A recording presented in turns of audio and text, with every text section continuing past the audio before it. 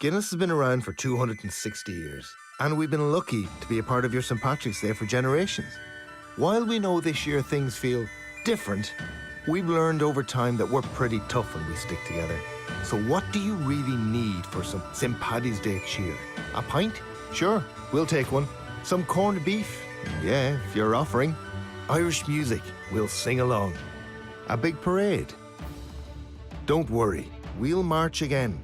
Welcome to Marketing Murder Mysteries. I'm your host, Michael Graham. Joining me, as usual, is the team from Millennium Agency.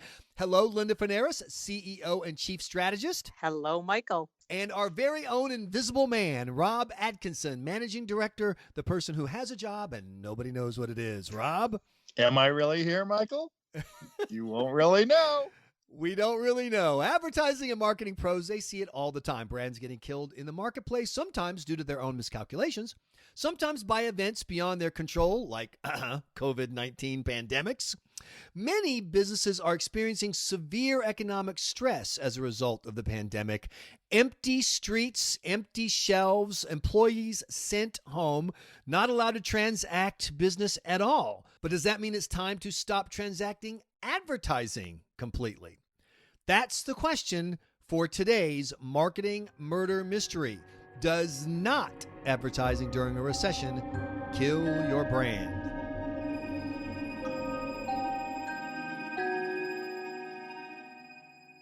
In Las Vegas, there's something more important than the shows and the neon. And there's something bigger than our hotels and our bravado. That something is you and your safety. That is everything. That is the only thing. We know it's tough to travel right now, or to even be around others. We just want you to know that when you're ready, we'll be ready, and better than ever. Because there is no bigger star in this town than you. Only you. So, Linda, in a previous podcast, you mentioned that sometimes companies make the mistake of not advertising during an economic downturn. However, I will also point out that in that same podcast, which we recorded during the coronavirus panic, and by the way, the reason we sound the way we do is we're recording from remote locations to prevent infection. Not the coronavirus, it's Rob. We don't know what he has. We're just scared of him, so no one will go in the room with him. But you pointed out, Linda, that you were annoyed by ads for spray cleaners and toilet paper that people couldn't buy. So which one is it? We just heard an ad for Las Vegas. Hi, here's an ad. We know you can't buy us. But then you're annoyed when people run ads for, disinfectant wipes and toilet paper that people couldn't buy during the height of the coronavirus panic either. No, that's a really good point. You know, one of the things marketers try to do, but sometimes because there is so much involved in marketing, they forget the common sense component and how will their target market perceive what they're doing. So we know now, obviously there's been some talks about this economic recession that's coming up. And if anybody's looked at the stock market, they are probably maybe a little concerned. But what happens is because these types of indicators come out, the first thing companies do is they get nervous, and which is expected. And one of the first things that they cut is advertising. And honestly, to be perfectly honest, if they have the funding, that is the last thing that they should be cutting. I'm sure there are people who are listening who understand that at Millennium Agency, you guys are in the marketing and advertising business. So this is kind of like the dairy board saying, the last thing to give up for coronavirus is your milk and you got to have that ice cream. It's like the car company saying the best cure, get away from everybody, drive away in a car. Isn't this just a marketing person saying marketing is the last thing you should cut? No. Go ahead, Linda. Go ahead, Rob. You can take it. No, you get them. Like Ad Age has this popular saying, and they say, when times are good, you should advertise, and when times are bad, you should advertise. And the reason being is the noise level really drops when other competitors cut back on their ad spend. And you know that they're going to do that. There's no doubt about it, because some survive in these instances better than others.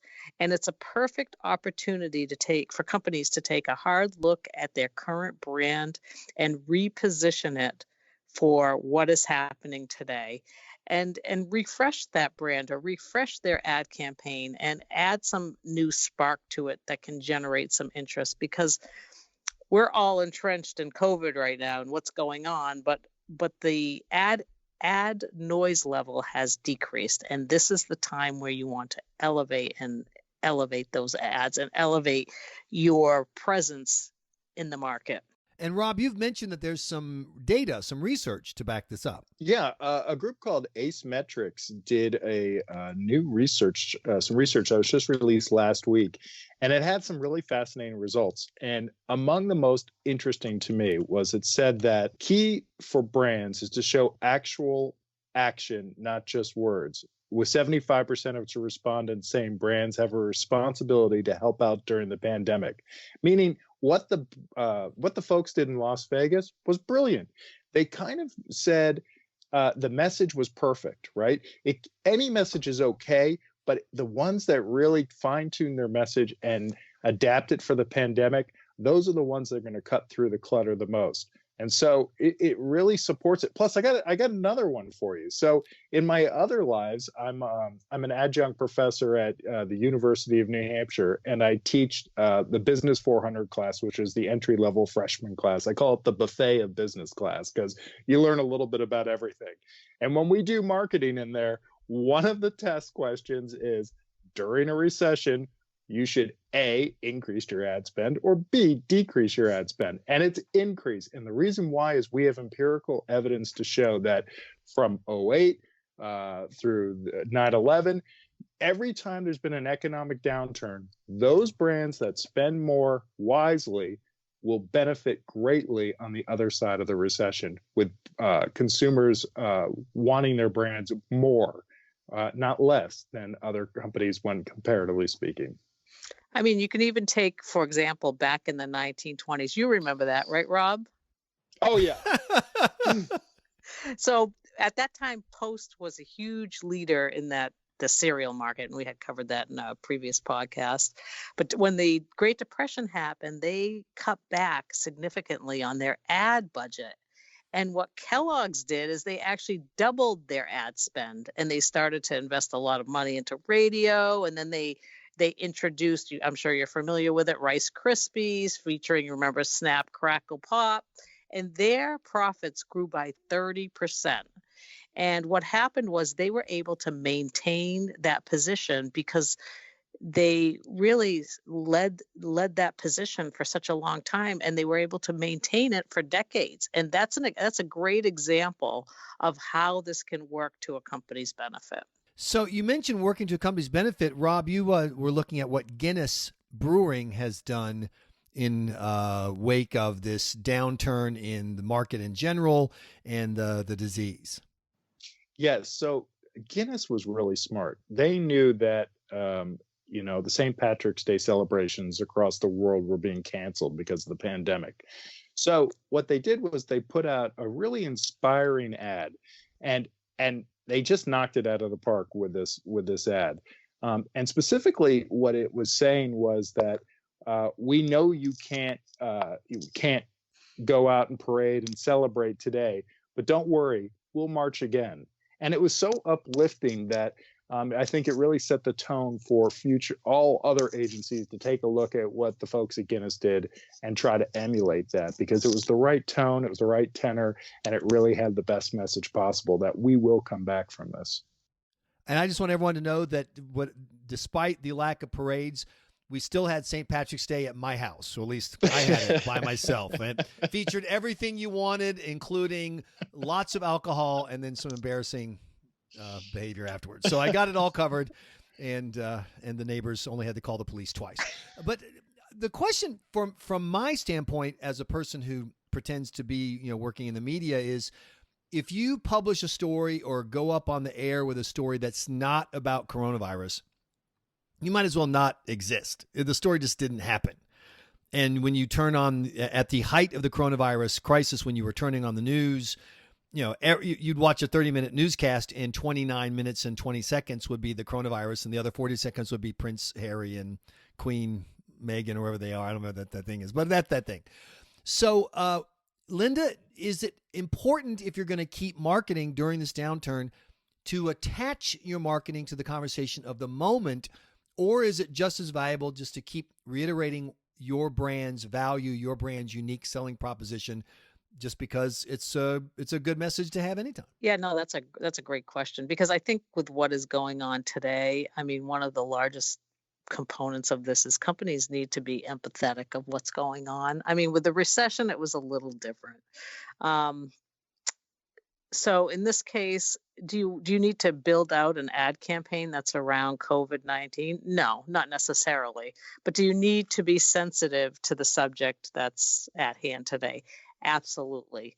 And once you determine, once the dust settles here and people have some answers and they feel a little bit more confident with what's going on, these companies can turn around and I mean, they should be now working on ad campaigns that can really elevate their brand during this time when everybody else is still sort of, struggling with what to do next. Companies that are taking the steps necessary to figure out, okay, what are we doing next? What is our marketing strategy? And how are we positioning our products in the future, with the aftermath of all this? And those are the companies that will really take, move into the right direction. We have companies like back in the 90s, like Pizza Hut, for example, and Taco Bell took advantage of, McDonald's decision when they dropped their ad budget, and Pizza Hut's sales increased by 61% and Taco Bell grew by 40%. And then McDonald's sales declined by 28%. I mean, that's another perfect example how this strategy really does work. Yeah, I got one. And yet, Rob, if there is a way to connect your brand's message to the concerns raised by the COVID virus, it has an impact, and they can have an impact on, you mentioned beer earlier, but even for cars. Yeah, right. Perfect. So let me talk about what Ford is doing right now. Take a look at Ford stock. It's, I think, maybe in the $5 range if they're lucky. The Ford debt has been downgraded to junk status. I mean, this is a company that on paper looks terrible, but not when they're commercials. So they just came out with a new ad that said that customers can defer payments for up to 6 months. And that's really scoring big with the viewers, because according to Ace Metrics, 58% of viewers reported a positive change in perception of Ford, with only 4% reporting a negative change. If they can get through this time, they're going to emerge a much stronger brand on the other side as a result of this advertising. And this is a great quote, Michael, that I want to mention. This was about advertising in a recession, and Sam Walton, who I know you're familiar with, the founder of Walmart. So what he was asked a question, and it was, what do you think about a recession? And he said, I thought about it and I decided not to participate, which is a great way to tackle this and really, really go about this. And there you have it. Did not marketing during this time of crisis kill your brand? The cases have been made, and now it's time for you to give your verdict. Let us know your thoughts at mill.agency/verdict, or slide into our DMs on Twitter at mill.agency. We'll read some of the best ones on an upcoming episode. Make sure you never miss a mystery by subscribing to us on Apple Podcast, Google Play, iHeartRadio, Spotify, or your podcatcher of choice. For Rob and Linda, I am Michael Graham. We will see you next time. For now, the case is closed.